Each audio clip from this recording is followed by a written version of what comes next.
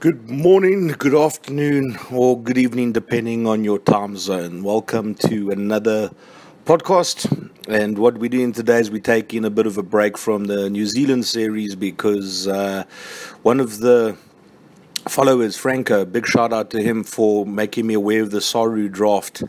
I wanted to sort of get into this pretty immediately because, it's recent news and I don't want to talk about it in a week or 2 weeks when it's too late.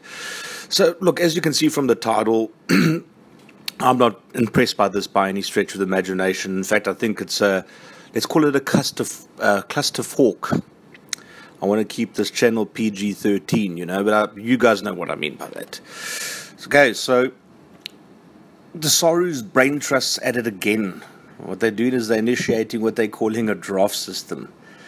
I don't think they even know the meaning of the draft system. And a lot of what I'm going to discuss today in this video is going to be included in future videos.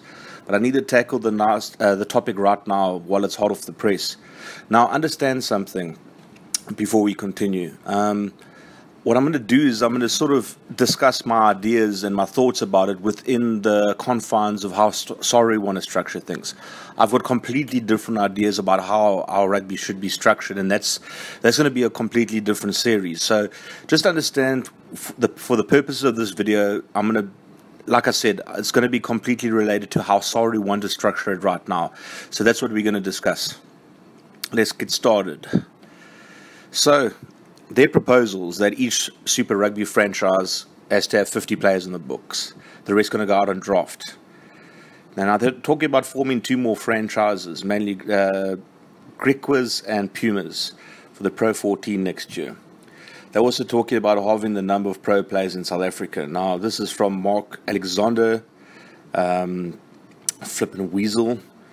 This is his words from the IOL article that I got from Franco. In the new model, all the best players will be playing all the time. You won't have the third and fourth choice guys sitting in the storeroom. I mean, who sits in a storeroom? That idiot. Also, with the new model, some players will have normal jobs and work in the day and earn a salary, and then play on weekends and receive a game fee.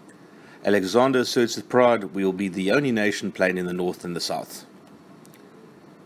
So the first thing I have to ask myself is, where's the planning? Instead of running your mouth off, why don't you let us, the rugby public who pay your salary, know what the hell's going on? I don't want some BS announcement that this will be taking place. What I want is the exact dates. I want a vision, and I want at least a small, subtle hint that you and the so-called brains trust have a damn plan. I mean, if you take a look at how many times they've restructured and the plans they have, like in Darbers and all the rest of it, I've got zero confidence this will have the desired results. Zero. I'm going to go into a lot of detail about this in a later video, like I said, but anyone who follows rugby, they know what a disaster the so-called company is. I mean, if it were a publicly traded company, it would probably be more volatile than Bitcoin. Let's get real, guys. So what's the first problem? Well, the first problem is the fringe players. So, SARU go and announce they're going to cut half the players from our current system. Now, how do you feel if you're a fringe player? You don't know your status. Think about a young, talented under-20 player that's not part of the Curry Cup setup and he's not part of the Super Rugby setup, but he's got talent. What's he going to be thinking? And to say a guy will work a day job and then get paid to play on weekends in a country with unemployment rate, I mean, shows what a moron this guy is. Now, I don't really see a guy's unsure of his rugby playing future really sticking around. I think right now their suitcase has been packed for Europe, and I would be smiling like a Cheshire bloody cat right now if I was European clubs, because I'm going to go into South Africa. I am going to go and plunder the under-20 circuit, and I'm going to put those guys into my academy structures. In 3 years' time, or 5 years' time, whatever the rules are, they qualify to play for the country under the residency laws. This is like Christmas for the European clubs. And the second problem is, what is the structure? I mean, he mentions that there's going to be a player cap of 50 per franchise, but what does he consider a franchise? He mentioned two more franchises, likely Griquas and Pumas, would hopefully join the Pro 14 next year. Do you want to hear that from a president of your union, likely or hopefully? I don't give a toss about that. I want definitive plans. I want to know that the bloody contracts have been signed. And are there franchises or not? What is a franchise? What about the other unions? What's their status? There's nothing. There's nothing been indicated. And the other problem is the numbers don't add up. So he said he wanted to reduce the numbers from 990 down to 460. Now, if you've got 8 franchises with a 50-player cap, that's 400 players. Okay, so if you take a look at that and you basically left with 60 players, okay, and you got 6 unions left over, because remember that we got 14 unions in total, so you got 10 players per union. That's not enough people to play a rugby match. So what is it going to be? Is there going to be a mix between pro and semi-pro players? I mean, do these guys even know where they're going to get drafted to? I mean, we don't even know the franchise system. So if you've got a young guy right now that's talented that you want to put into the draft system like you're speaking about, what happens if he's studying at Stellenbosch University and you want to draft him to the Pumas or the Bulldogs? You want to take him out of university and let him go over there? And if you don't want to take him out of university, what are you going to do with him? Are you just going to let him complete his studies and then hope that he continues playing rugby? Or maybe he goes overseas. Like I said, this is just a clusterfuck. Now, I'm a rugby enthusiast and I'm an ardent supporter. So don't blame me for any confusion. You need to set out the clearly defined path. It's not up to me to understand. It's up to you to make me understand. That's why you're president. That's why me, as someone that is a consumer, that is part of your customer base, needs answers. I mean, where are these players being drafted to? Is it these additional franchises, or is it amongst all the unions? We don't know. We don't have any idea. And if someone can show me, please, I'm happy. I'm happy to be proven wrong, but I can't find anything. The next problem is the player pool. So our primary problem in regards to players is that there's an overabundance of average players. So how are we going to help that by spreading it over 8 different franchises or 6 different franchises, whatever your plan is? We have 300 players overseas, some of our best talents there. Focus on getting them back, arsehole. Focus on retaining the best talent, because these guys are packing their bags quickly. This is the thing. Most of the Super Rugby squads are already 50 strong and they're getting smashed.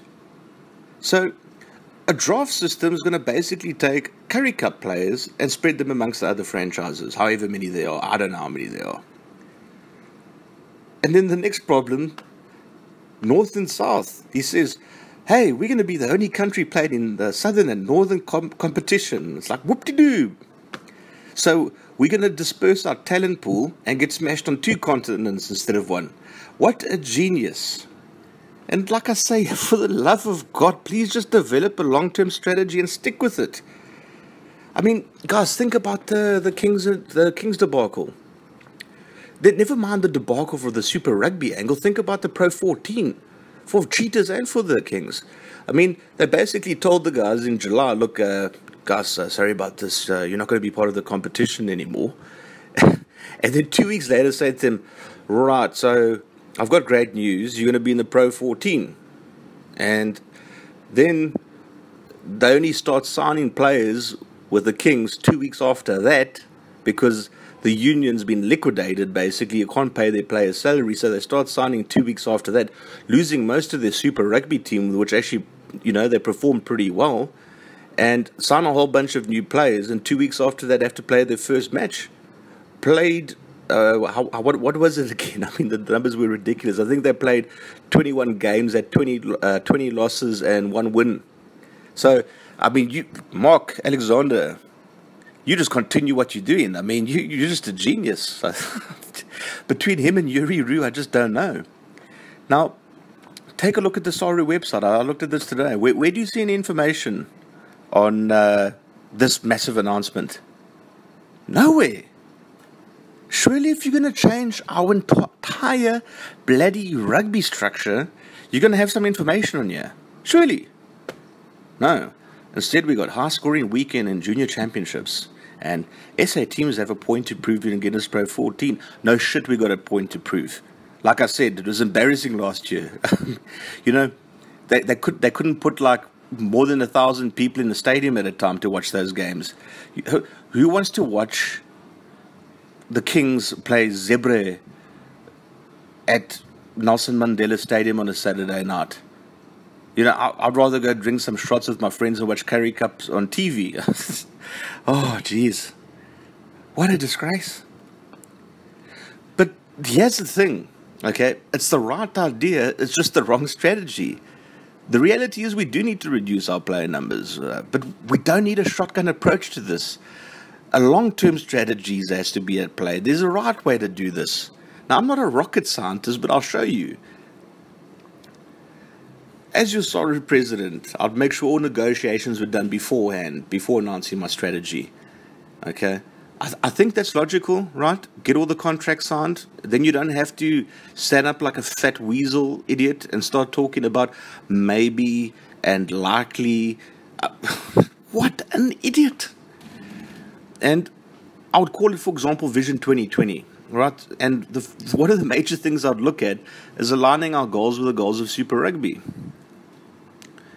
So I'd announce that by 2020 South Africa would be making changes. That gives everyone time to get their house in order. And what I'll do is I'd have 6 franchises that can contract 60 players each. Now, we'd look at future franchises if we could, once the initial SANZAR agreement was over. But at the same time, I think 6 with 60 is quite a nice balance, and you'll see what I mean by that later. Now, look, I understand that SARU made about a 60 million rand loss last year. But at the same time, SARU's got strong brand equity, and you can get government assistance. So take the hit for another year and a half or so, and then initiate a plan with contracts signed that are going to lead to the betterment of South African rugby for the long term. These shotgun approaches, these quick decisions by people with low IQs aren't going to help. If you put a group of imbeciles in a room to come up with an idea, they're going to come up with an idea like this. This is how I'd have my franchises, okay? Like I said, I'd have my 6 franchises. I'd have their catchment area, and then I'd have the unions under them. Now, as you can see, what I've done is the weaker unions, the weaker franchise, I've had 3 unions underneath them, and the rest of them have 2 unions underneath them. Now, you'll get to the method of my madness regarding this a bit later, but this is just a basic blueprint, all right? So, in terms of a structure, the franchises would be playing Super Rugby. And while Super Rugby is being played at the same time, there'd be a national club competition. At the conclusion of the Super Rugby season, and after a short break, maybe a month or 2, the Curry Cup starts. Remember, I'm working under SARU's sort of blueprint here, so I'm working within their confines. I'm not a big fan of a 14-team Curry Cup, but let's go ahead with it. So I'd have a 14-team Curry Cup made up of players from Super Rugby teams being sent back to the unions. These will be my professional players, and the best club players can gain semi-professional status and expect them to sort of be your youth players. So in terms of the Curry Cup, like I said, 1 or 2 months after Super Rugby started. And during these 2 months, the squads are finalised. Now, if you consider like 30 Springboks away, we've got a competition that leaves a Curry Cup pool of about 24 professional players per squad. And what I do, just 11's the number I'm throwing out there. What I do is I'll top it up with some semi-professional players. So, for example, if you, in Border or Sharks or whatever, you can go around the country and scout and then sort of get your semi-professional players from the club system. That I wouldn't do in a draft system. What I'll do with that is I'd let the semi-professional player and the union negotiate directly. Because look, at the end of the day, here's the thing. What they were talking about before was semi-professional players working during the week and then over the weekend playing a game. But they didn't give any indication about a plan behind that. And the plan behind that's very important. That's why you give them freedom of movement to sign a contract as a semi-professional player. So in other words, what will happen, let's use Border as an example, right? I'm a club player from Pretoria, and Border want me to come to East London to play for them. So I'm going to say, right, okay, what are your terms? Okay, well, we're going to get you a job that's going to pay X amount. And what we'll do on top of that is give you, as a semi-professional player, there should be a cap, maybe 20,000 Rand, for example. So we'll give you 20,000 Rand plus we'll organize you a job for a three-year contract. So, in other words, he's guaranteed a job. He's guaranteed a supplemental income from his rugby playing as a semi-professional. And also at a later stage, he has a chance to go professional. This is win-win. Or even, here's the thing, even what you could do is look at university students. You could say, look, why don't you transfer to the university in my town, for example, and what we'll do is we'll cover your university fees. And you come study during the week, and you come play rugby during the weekend. What I'm saying is there's a plan.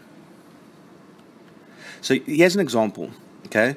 Now, these two teams in my plan are in the same catchment area. So there's two teams that, these are two unions, the Sharks and the Pumas, that fall under the Sharks Super Rugby franchise. So if you want to sort of spread the love, so to speak, this is what the sort of teams would look like. Now, this is with the Springboks gone. I don't want Springboks playing any Currie Cup rugby. They're going to be playing a lot of Super Rugby. Rest is good for them. They're going to be busy with the internationals the season, so these are the Currie Cup teams. Now, what I didn't want to do is I didn't want to take like first and second choice, because that's going to dilute the Sharks player pool. So what I've done is I've taken like players that are just not quite on the bench, not quite there, but getting there, and they'd have the opportunity to go over to the Pumas. Now, if you take a look at, this could be quite a competitive match. I mean, the Sharks will win, make no mistake, but it could be a competitive match, if you understand what I mean. So, here's an example, right? The Premier Division and the First Division. So, in this hypothetical scenario, you have the Lions that were champions, the Pumas finished last in the Premier Division, EP won the First Division, and Border came last in the First Division. So, the structure will be very simple. The top 4 teams qualify for the semis of the Premier Division, go into the final, Currie Cup champions. Top 2 teams of the First Division are going to play in a final. And then the winner of the First Division finals automatically promoted, and the last place in the Premier Division is automatically relegated. I don't want this playoff match rubbish. It's a bunch of crap, that, seriously. There has to be a consequence for coming last, and there has to be a consequence and there has to be a reward for winning a trophy. End of story. Okay, now here's the exciting part. I'm quite excited to hear what you guys have to say about this. It's by no means a perfect system, but just an idea. So here's a real draft system, and this is how the draft system actually works. So each franchise, what I'd say, is required to drop 14 players off their playing roster, and those guys are going to enter the club system. So either you prove yourself or you disappear. That's it. End of story. The franchises and not the unions will send SARU a list of club, university, and schools players they have an interest in. So, for example, the Bulls franchise will basically, you can send 20, 30, 40 names or whatever you want. It doesn't matter. But these are the players that you want. And then what SARU will do is they'll select a list of 84 players that are available for the draft. And then the draft will take place in November that year, at the end of the school year. So if a franchise loses a player to an overseas club, we don't count it against them. So if the Lions lose a player, then they're only required to drop 13 players. It's survival of the fittest. And unions will take part in the draft, okay? Because they're going to that player is going to basically play for the union at Currie Cup level and the franchise at another level. So in other words, the franchises dictate the player pool. The unions individually pick the player, and you'll see what impact that has in the next slide. So, like I said, the union that finished last as the first pick, and the union that finished champions as the first pick. I got that wrong, guys. Sorry. The union that finished last has the first pick, and the union that finished champions, they get the last pick. Very simple. So each player is assigned to the union. He automatically then falls under the franchise. So what we'll do is we'll have 4 rounds of 14 players picked. So I know that it was supposed to start in 2020, but yeah, I've got a 2019 draft because I don't want to look at hypothetical grade 11 players in 2020. Okay, so you'll see in bold I've got John Smith and Peter Parker from College Rovers and University of Cape Town. I just wanted to add that these guys don't have to only come from schools, they can also come from the club system, right? So Border finished last in that hypothetical standings we had. So the first player they picked was Wycliffe Latour from Grey College. So in Currie Cup terms, he's a Border player, but he falls under the Kings franchise. Then you'll see that the Lions, they had the last pick, so they picked Dewald Donald, who's a prop from Uffies, and he'll be playing under the Lions franchise in terms of Super Rugby. So you see here, for example, the Lions won the competition, but the same team in their catchment market, which were the Falcons, they finished close to the bottom. So they got Mostard. So Mostard will play for the Falcons in Currie Cup and Lions in the Super Rugby franchise. This is a nice balance. And like I said, this is not a quick fix. This is something that will take time to work. But at least there's a plan, guys. At least there's a plan. So just my final thoughts. I'm going to go into a lot more detail about a draft system at a later stage. To me, no point in playing both in Europe and Sanzar. And I think by entering the Kings and the Cheetahs after them leaving Super Rugby, it sort of diminished the prestige of the tournament. We need all our teams playing in one competition at the end of the day. And I think we need our teams to be traveling less, not more. And I don't think there are going to be any quick fixes, like I did mention before. So when you take a look at these final thoughts, understand that these will become more apparent and go into more detail once we hit another series. But I really wanted to tackle this draft system thing today. All right, well, thanks very much for listening, guys. Really appreciate it. Obviously, a very interesting topic, the draft system. I just did this today, so like I said, it's not going to be perfect by any stretch of the imagination, but what I'd really like to hear is what your guys' thoughts are on the draft system. Maybe there's some additional information out there that I'm not finding that explains it, and maybe SARU do have a plan, but I ain't holding my breath. All right, have a great one, guys, and look forward to hearing your comments and your thoughts. Keep them coming, and again, I just want to say thank you for all your feedback. You guys are a fantastic community. I mean, this channel's been around for about 2 months, and already we've got a great group of guys together. So keep up. Thanks, guys.